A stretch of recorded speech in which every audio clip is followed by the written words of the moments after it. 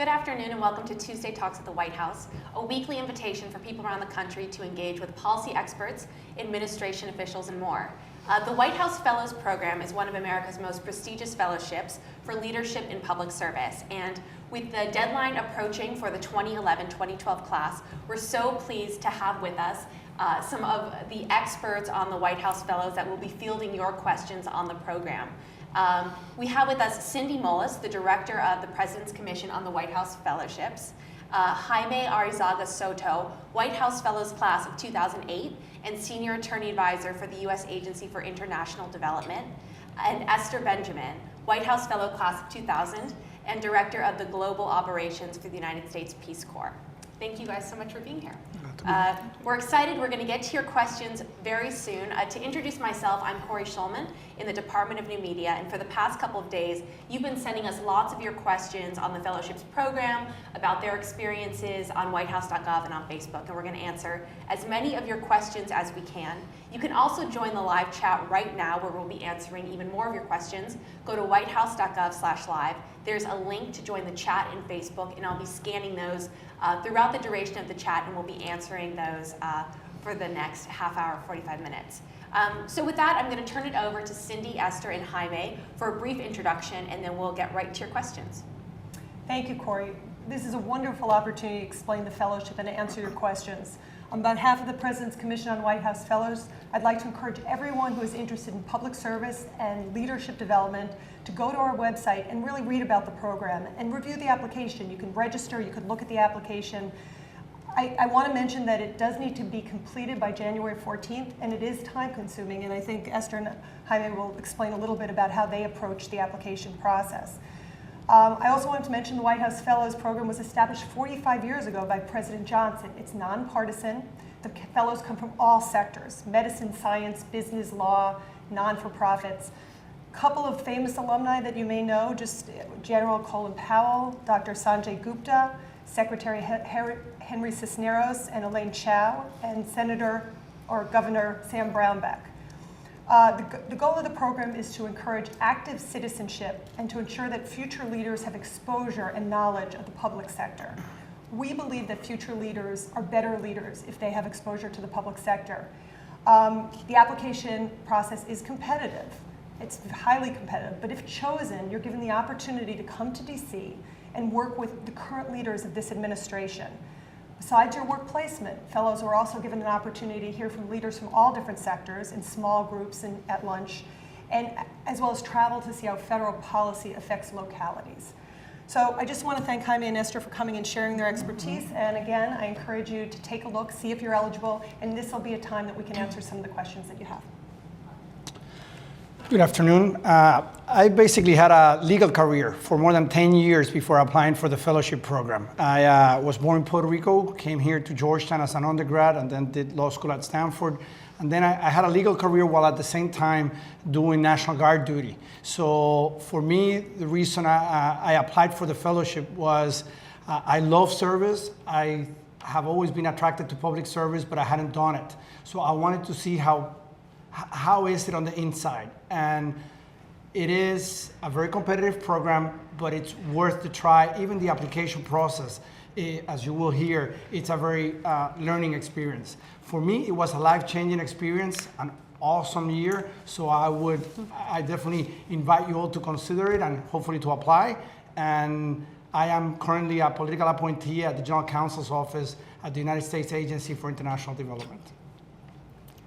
Hi, I'm Esther Benjamin, as Corey said, and I currently work in the Obama administration.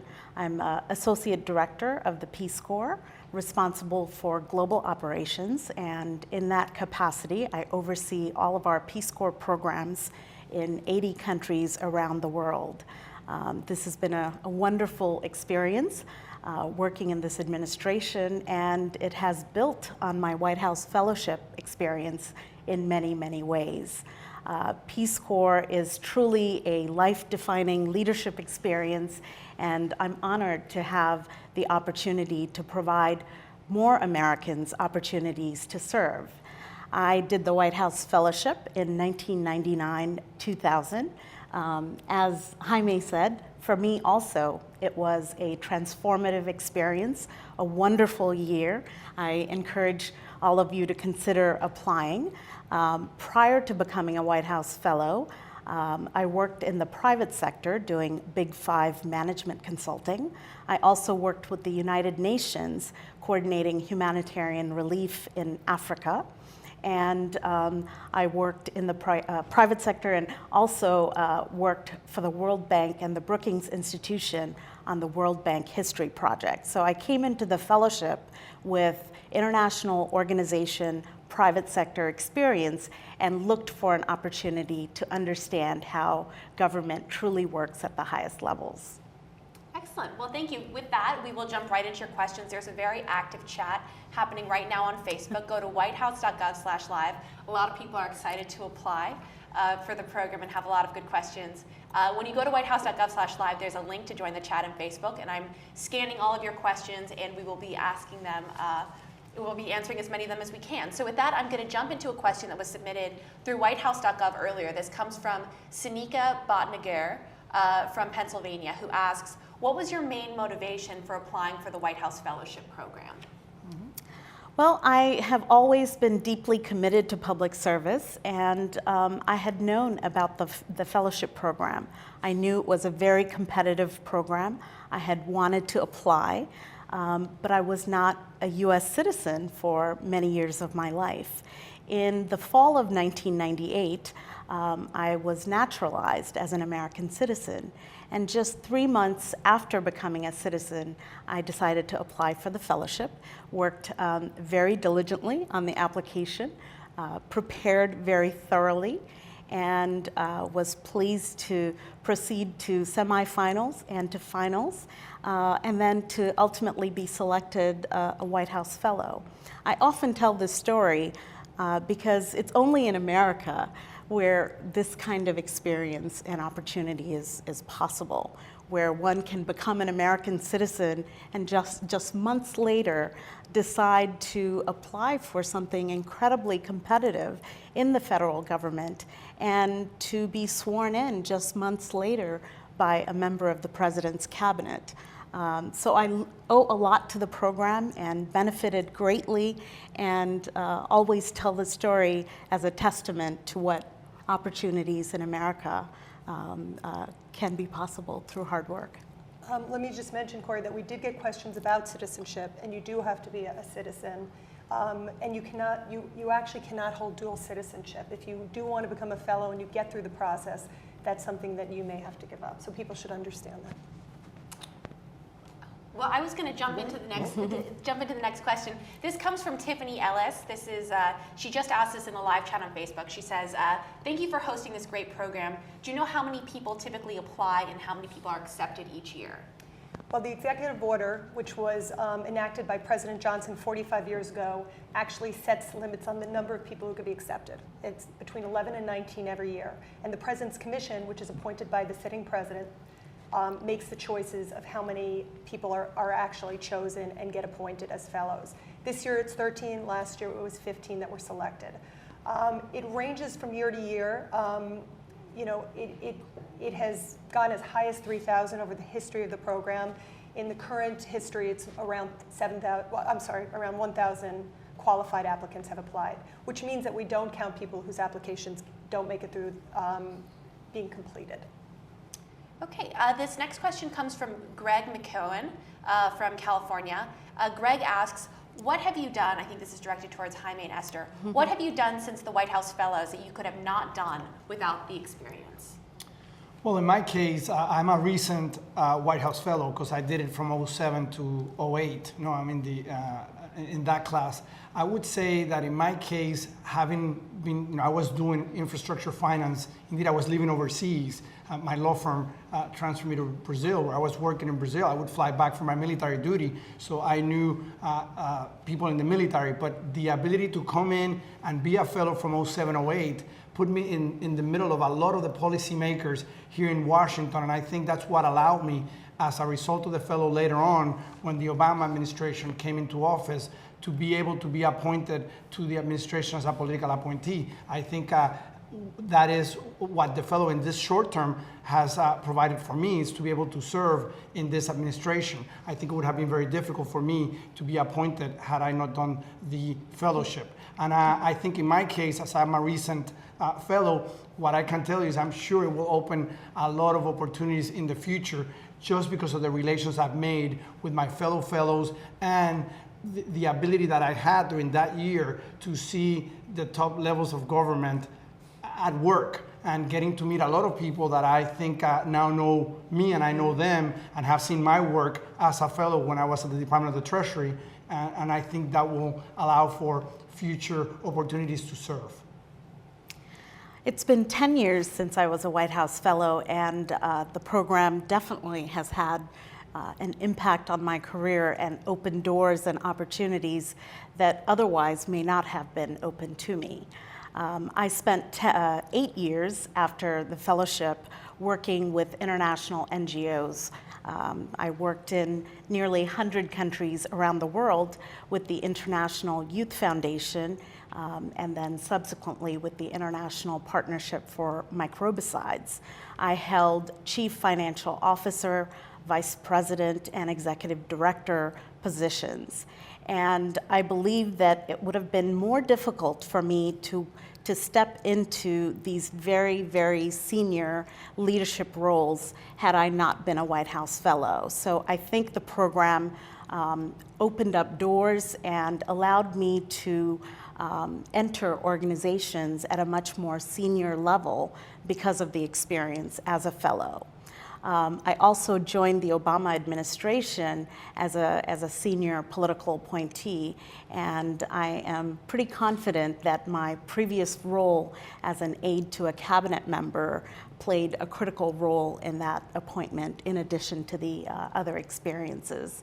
And on a personal level, I have to say that through the fellowship, I really formed lifelong friendships and gained access to an incredible, strong, robust network that is very helpful through every step of our professional journey. Great. If you're just joining us, go to whitehouse.gov/live. There's a live chat that's happening right now on Facebook. We're getting a lot of great questions. On whitehouse.gov/live, you'll find a link to join the chat on Facebook, and we're answering as many of those as we can. So I'm going to turn it over to Cindy. I think this might be a rapid fire. You can answer sort of a lot of straightforward questions about the application process and additional questions about the program, but feel free to chime in. Marna Myers asks, is there an age limit to applying for the fellowship? So when the fellowship first was enacted 45 years ago, they actually did have an age range, and it was suggested that people between 25 and 35 apply. Since that time, there's been a question about what young or emerging leaders look like and if an age range is appropriate. The age range is no longer applied to the program. I can tell you that over the last 5 years, the average age has been in the early 30s. That's just been the average age of fellows.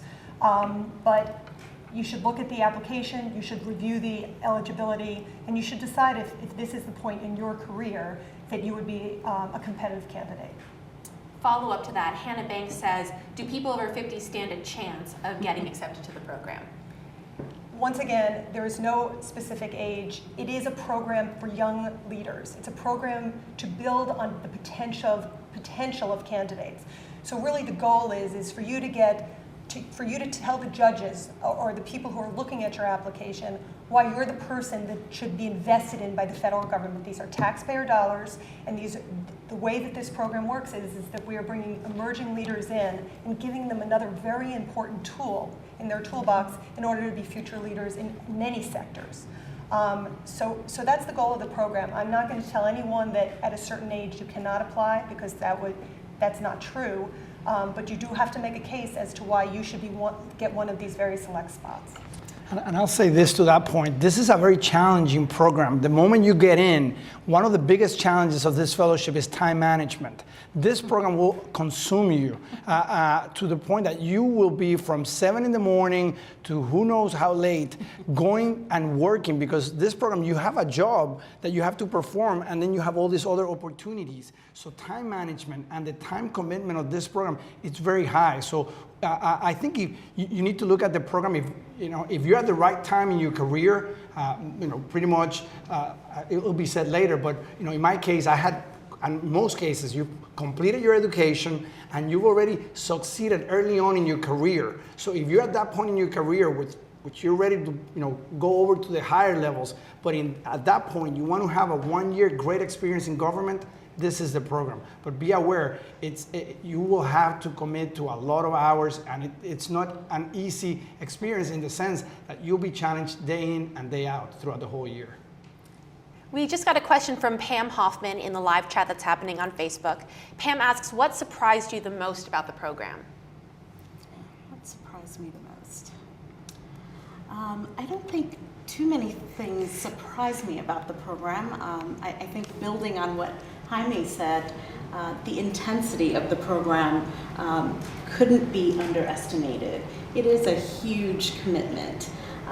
In terms of other aspects of the program, the work placement and the education program and policy trips, I think we had been pretty well informed about those parts of the program, so I wasn't necessarily surprised by that, but the number of hours worked and the deep commitment that it takes to succeed and complete a successful year, it is quite intense. Okay, the next question, or a couple people have been asking this, Eileen Curis and Takeda Mason ask, does it have a salary? Yes, it's actually a GS-14 Step 3. I won't say a number because every year there's usually step increases, so I don't want to commit to a specific number. But it is over $100,000, so it's a wage that is significant in the federal government. It puts you at a high level within the department that you're working in, and it allows you to be able to afford to live in a city like DC. Okay, the next question, this is one that was submitted on whitehouse.gov. It comes from Kermit Jones in New York. My question pertains to the placement process within departments. How much does prior experience factor into our placement in a department or with a cabinet secretary? Are we given the opportunity to interview for specific positions? So the way the placement works is, first of all, we encourage you to come in with the understanding that this is a public sector leadership fellowship. It is not topic-based, there is no guarantee that you will get to a department that you specifically have an expertise or have a desire to be in. Having said that, we encourage all departments to participate. As we mentioned, there is a salary and a job slot included, so departments actually have to really desire and embrace the fellowship because there is a cost to the departments. After talking to all the departments, if you do make it to be a fellow, you end up coming in July and doing an interview week with all the departments that are interested in a fellowship, having a White House fellow and participating in the program for that year. There are more departments that want fellows than that there are fellows, so it's a wonderful opportunity, but you really have to be willing to be placed in a department that wants you and feels that it's a good match for them.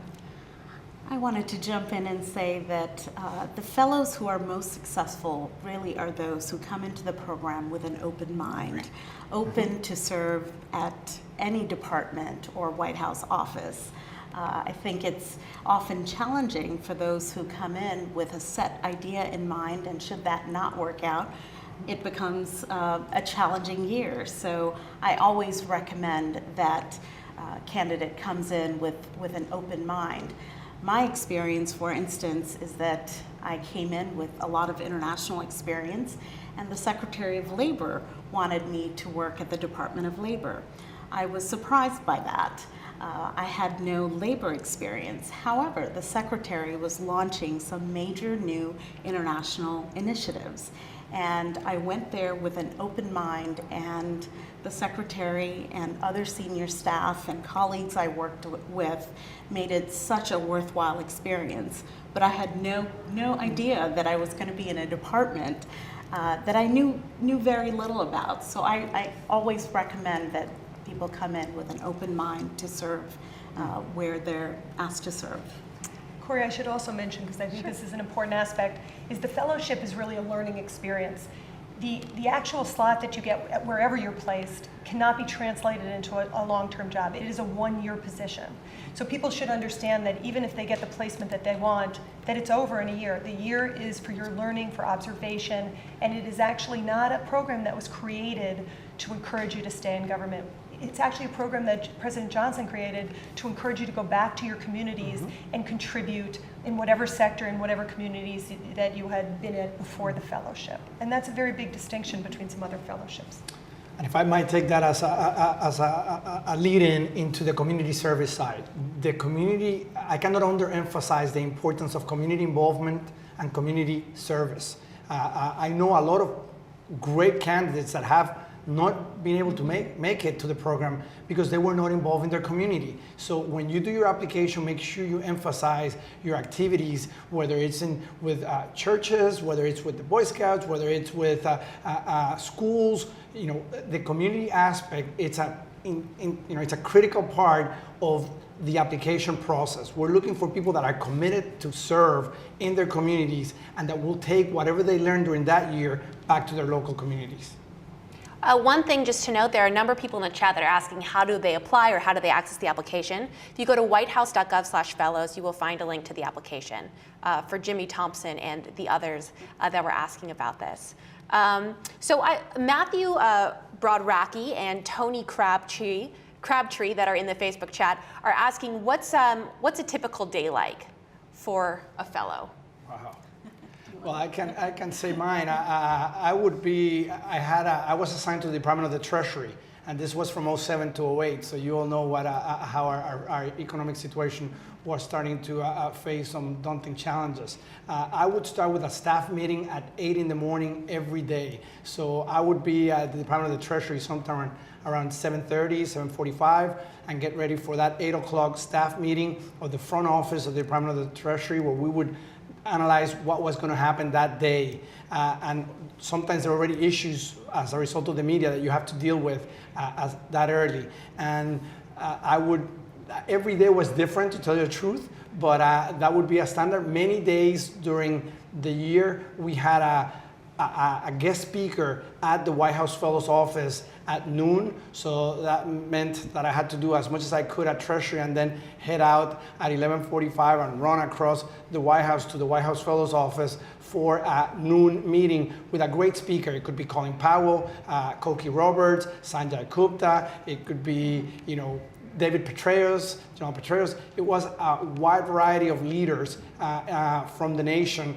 to speak to us, university presidents, other members of the cabinet. It was outstanding. And then I would go back to Treasury for my work in the afternoon, and then many times in the evenings, there were a variety of events. And that was a typical day that would go until late, and in between, during the year, you have some specific programs that you might have, whether it's a trip to analyze how federal policy affects local communities in Louisiana. We visited New Orleans and we met with the mayor of New Orleans and saw that too. So every day is different. It's extremely challenging because you'll have a lot of events and not only requirements but opportunities to do things, and you cannot do them all, but you got to manage your time as best you can to get the most out of it. Great.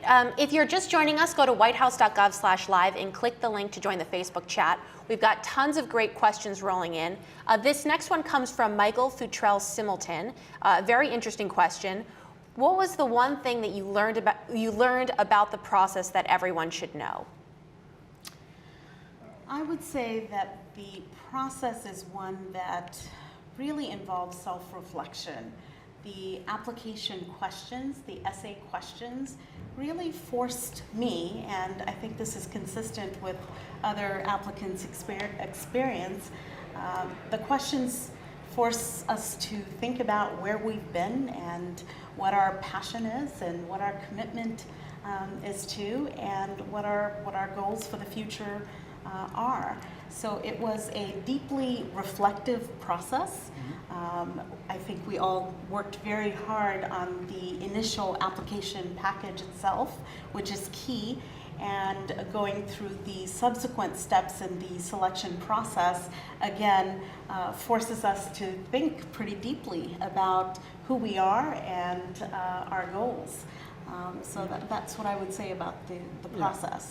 In my case, I would say it takes a lot of time and a lot of work. By the way, I applied 1 year and I didn't make it. I was selected on my second year, which is not uncommon. Why? Because although it's a few number of essays, you have to really think through those essays and those answers, because they will be thoroughly reviewed for their content, for your perspective, and for their quality. So you definitely, it is a time-consuming application. It's very worthwhile because you have to think of yourself, and at the end of the day, this is an offer you're making to the government to serve, and you're showing who you are and what you have to offer.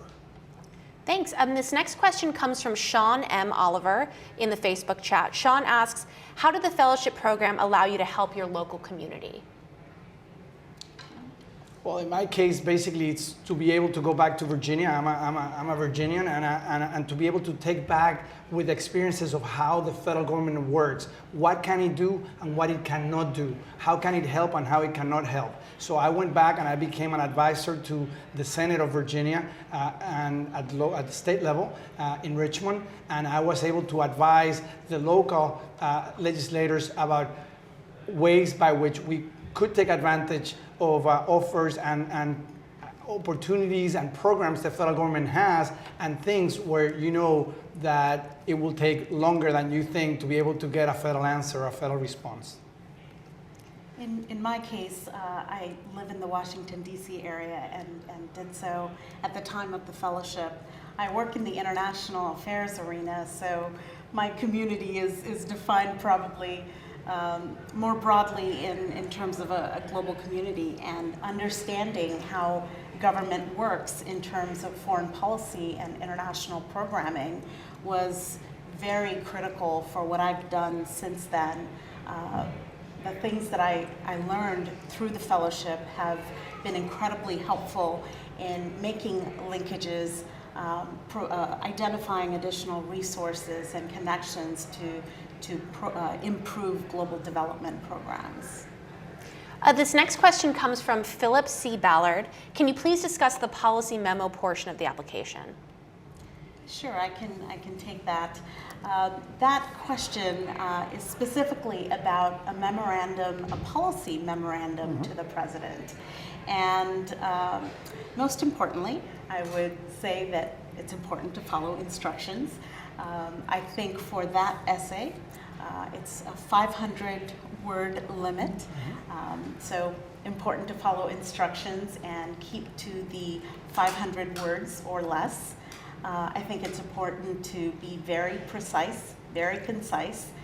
Important to provide background, identify the different sides of the issue, and to make a very thoughtful, intelligent, and practical policy recommendation to the president, and to really convince the president to support your recommendation or to implement your recommendation. It's important to remember that this is a memorandum to the president. It is not a memorandum to the governor or to a senator. It's to the president. So it should be an issue of interest to the president and to the executive branch of government. I also think that in the wide range of issues that you could select, it's important to select a topic that you know pretty well. There are so many topics from which you can choose, and it's really best to pick one that you know quite well and can speak to intelligently. As you go through the competition, you'll have to defend your view to many, many people, and to the extent that you can present as an expert on the topic, the better. I agree. The next question comes from Michael Futrell Similton, who had asked another question, but this is a good one, and it's come up a few times before. Greg McCohen from California had submitted a similar question in advance, and this is about the interview process. Michael asks, how can you provide some insight into the interview process? And Greg wanted to know how you personally prepared. Well, basically, the application package is reviewed, and around 100 to 120 are selected to go to regionals. And the regional panels, which happen in different cities throughout the country, what you will do is you'll go to 4 panels of 3 regional panelists that will interview you. And it is like a job interview. Here you are putting your package, and that's why it's so important to know your memo and to know your application in and out.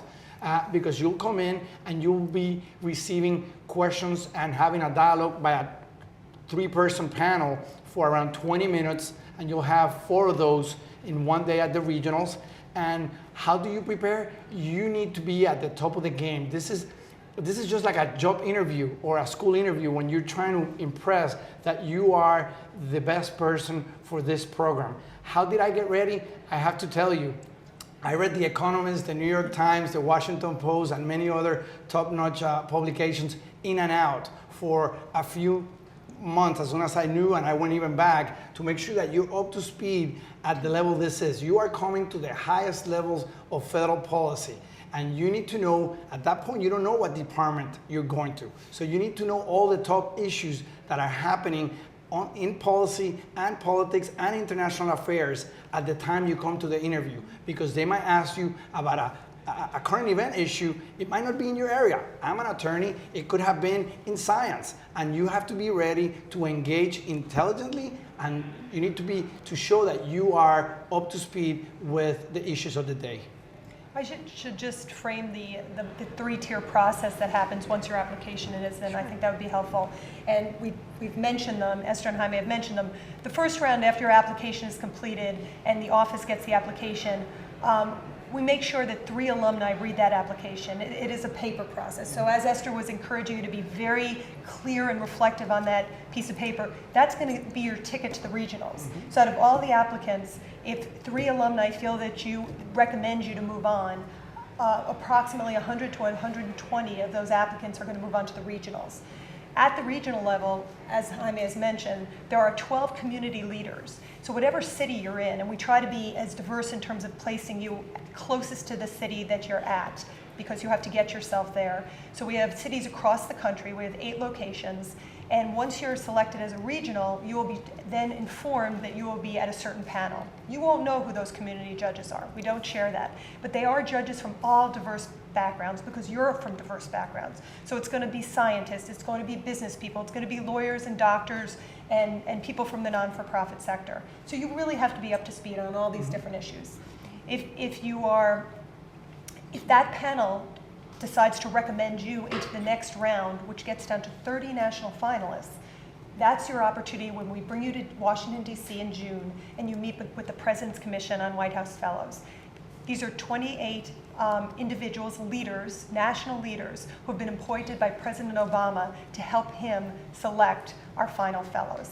And if at that point you can go on our website, you can see who our national commission is, the President's Commission is, but there are people like Senator Daschle and Senator Sarbanes. There are people like General Wes Clark and General Newton and General Kennedy.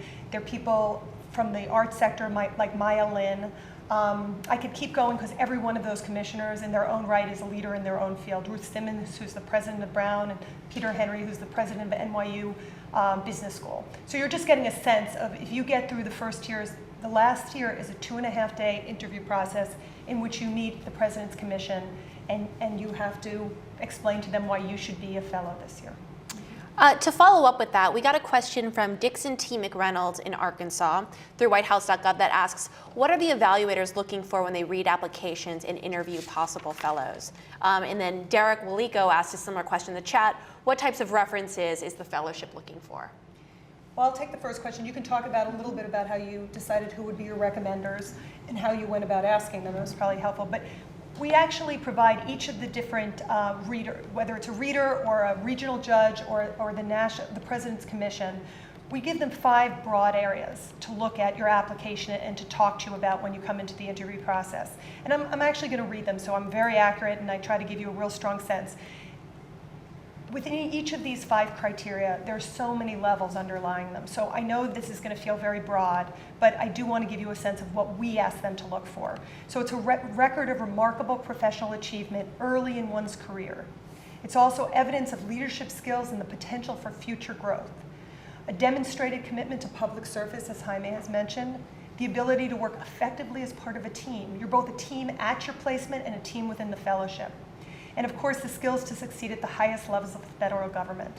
So those are the 5 very broad areas that we ask everyone looking at your application or meeting you to think about when they think about recommending you as a fellow. And it was basically those same points that I try to emphasize through my letters of recommendation.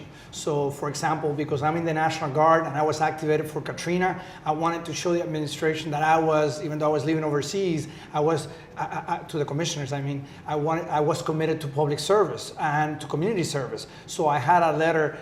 One of my recommendations letter came from my 2-star general, who summarized my involvement in during the Katrina situation.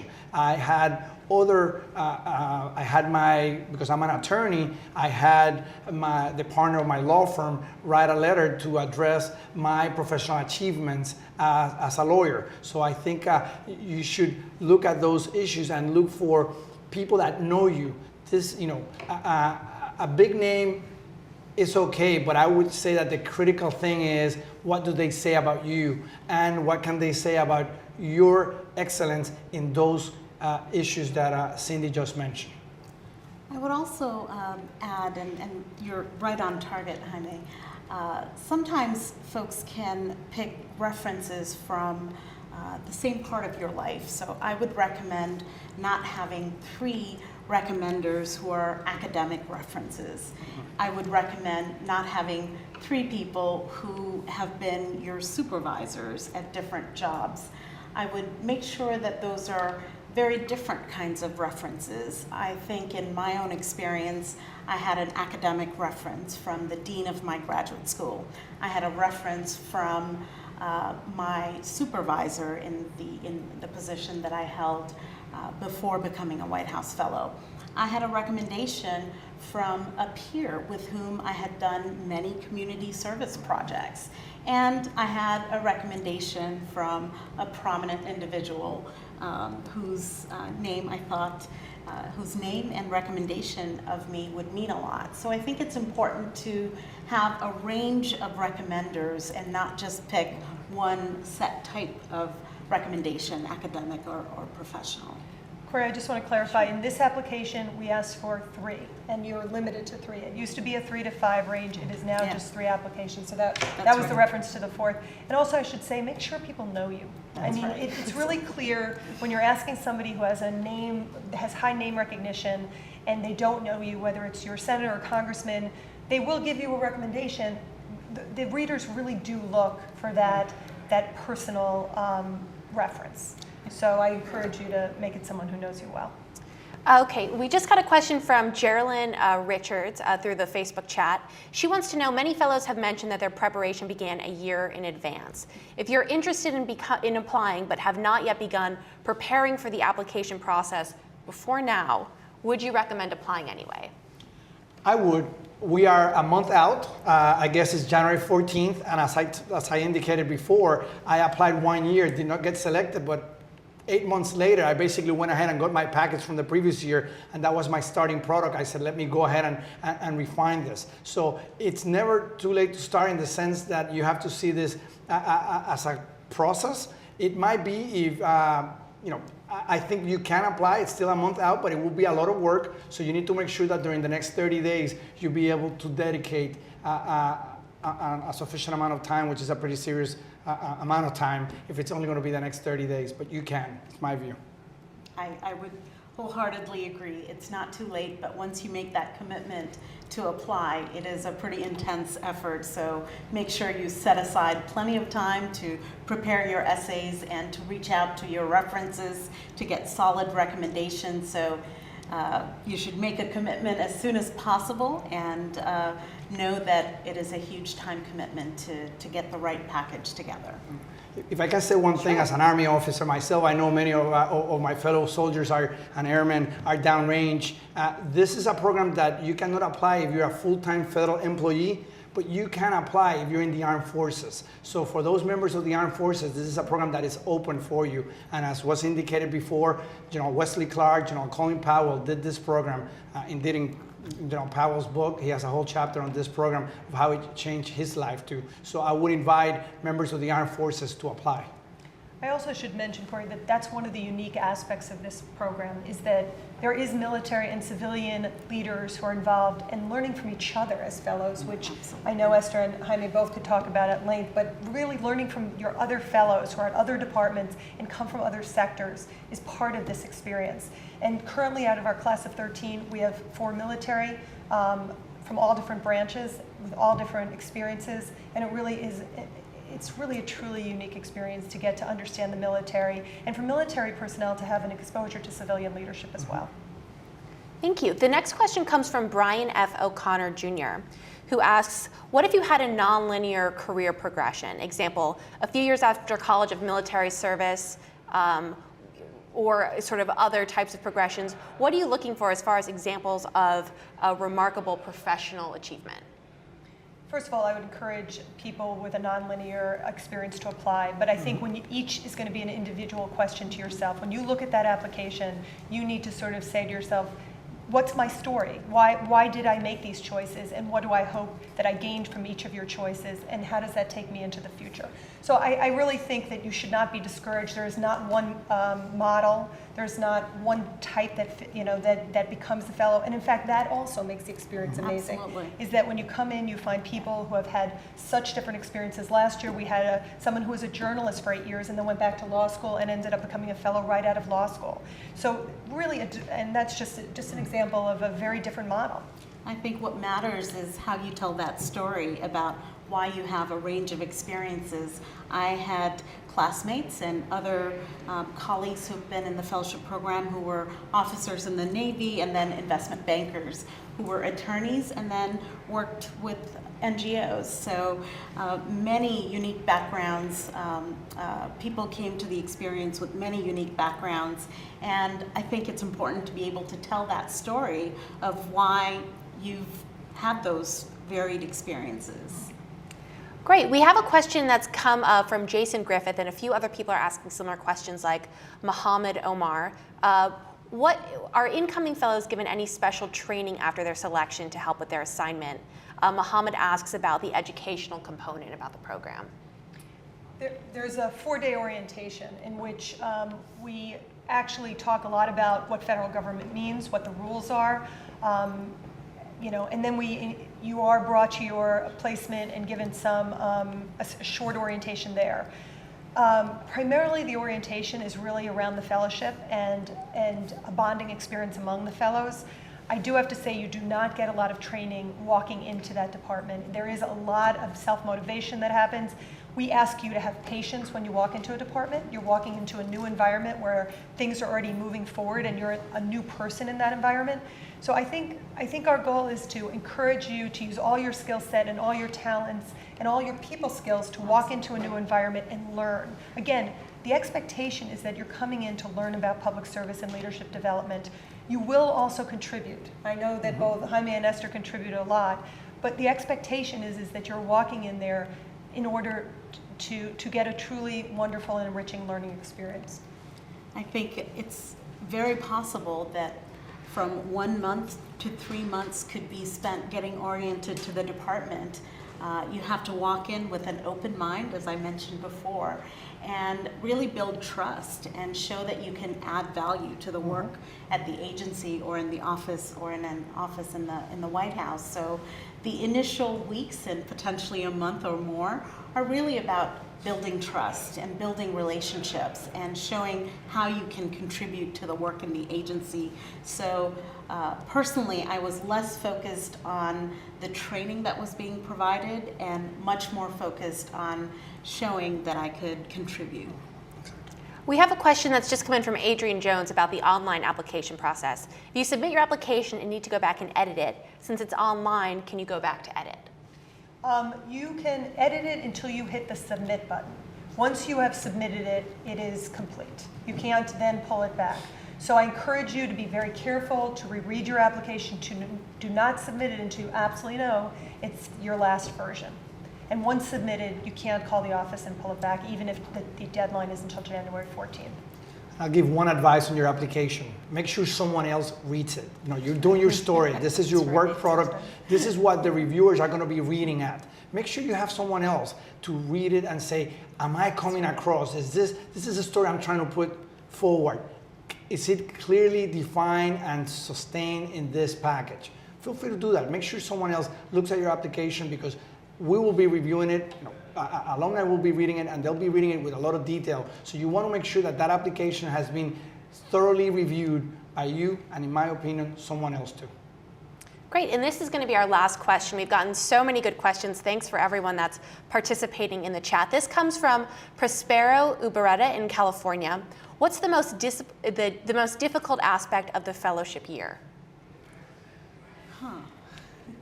The most difficult aspect is basically at the time management and the challenges. Once again, this is not a side chair. You will be at the table.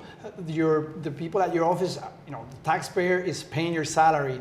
You have indicated you have succeeded in your career and you're ready to come in and learn, but contribute. So I think the challenge for me was, one, to do everything I wanted to do for my department, the Department of the Treasury, and at the same time try to take advantage of all the marvelous opportunities that we had as fellows. So that balance and making sure that you meet the expectations that you've imposed to yourself and that you know you have as a fellow employee during that year, I would say that was the biggest challenge, because you know, you just have to manage your time and everything you have to do.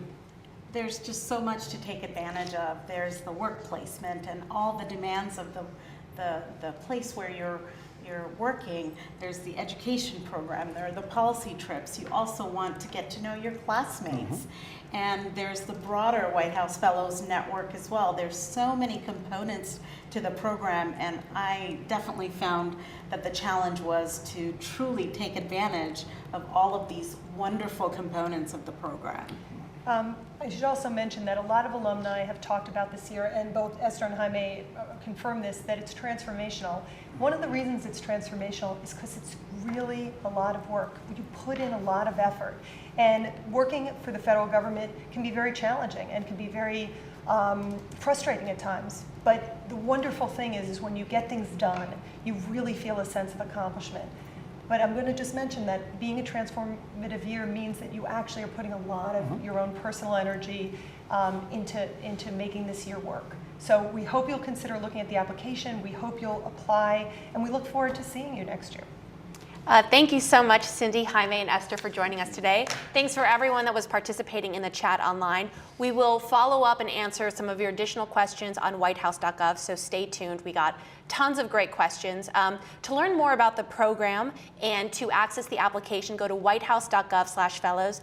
Again, the application deadline is coming up on January 14th. Whitehouse.gov/fellows is the site that you want to check out. And if you joined us late, the video of this whole chat will be posted online in the next day or so. So thanks for joining us.